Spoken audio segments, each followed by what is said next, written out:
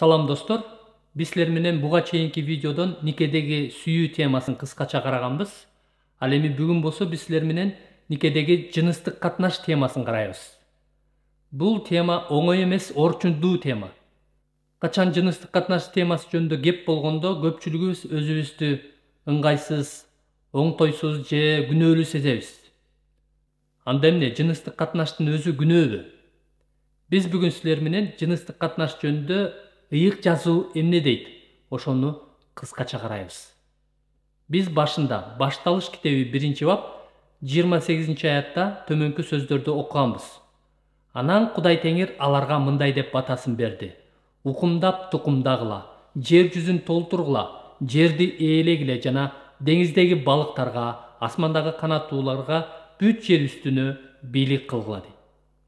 Бул аяттын негизинде укумдап тукумдап көбөйүү тапшырмасын Кудай эркек менен аялга, тактап айтканда күйөөсү менен аялына берген.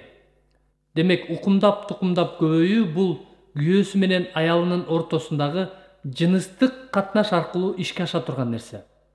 Ошондой эле бул сөздөр жыныстык катнашты Кудай өзү жараткандыгын билдирет. Демек, муну Кудай ойлоп тапкан. Бул Кудайдын идеясы экенин көрсөтүп турат. Демек, жыныстык катнаш күнөө эмес, ыйык, таза нерсе. Анда эмне үчүн көпчүлүк адамдар өздөрүн оңтойсуз же күнөөлүү сезишет? Кайсыл учурда жыныстык катнаш күнөө болуп эсептелет? Качан адамдар жыныстык катнашты никеден сырткары колдонгондо бул күнөө болуп эсептелет?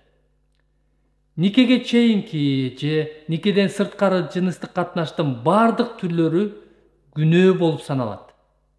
Мисалы, эркек же кыз никеге турганга чейин бири-бири менен жыныстык катнашта болсо, же башка бирөө менен жыныстык катнашта болсо, же никеде турган аял же күйөө башка бирөөнүн жубайы менен же бойдок адам менен жыныстык катнашта болсо, бул күнөө.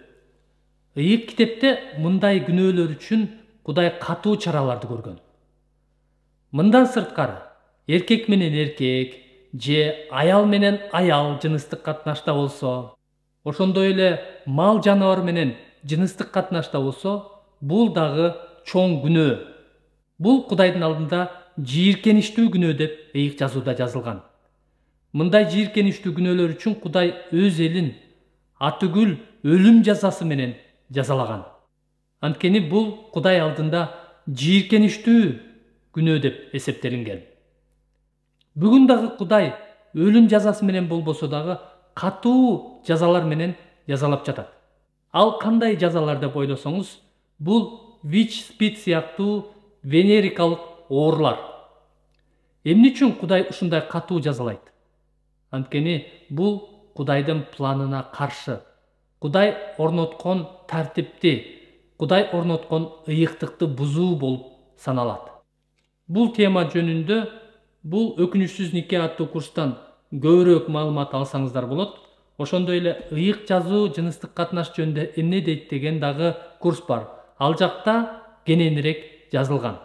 Ал эми качан жыныстык катнаш күйөөсү менен аялынын ортосунда болгондо гана ал таза жана ыйык болуп эсептелет.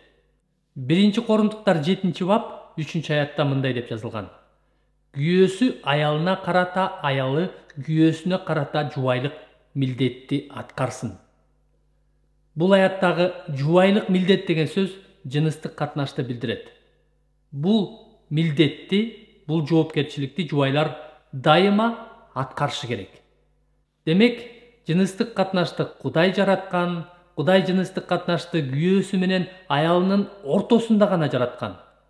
Ошол учурда гана жыныстык катнаш күйөө менен аялынын ортосунда болгондо гана, ошондой эле күйөөсү менен аялы бири-бирин сүйүп, бири-бири менен жакшы мамиледе болуп, атүгүл алардын ойлору дагы таза болгон учурда, ойлорунда дагы башка аял же башка күйөө болбой таза болгон учурда, ошондо алар жыныстык катнаштан ырахат алып, өздөрүн айыптуу сезбейт. Бул учурда Кудайдын планына ылайык жашаган болот.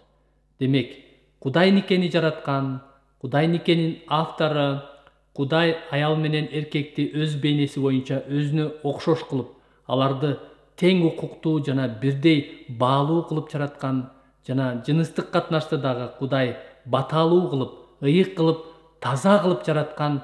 Бул аял менен эркектин, күйөөсү менен аялынын ортосунда гана болушу керек. Ошондо гана Кудай орноткон тартипти бузган болбойбуз. Кудай атабыздын ырайымы жана тынчтыгы сиздер менен болсун.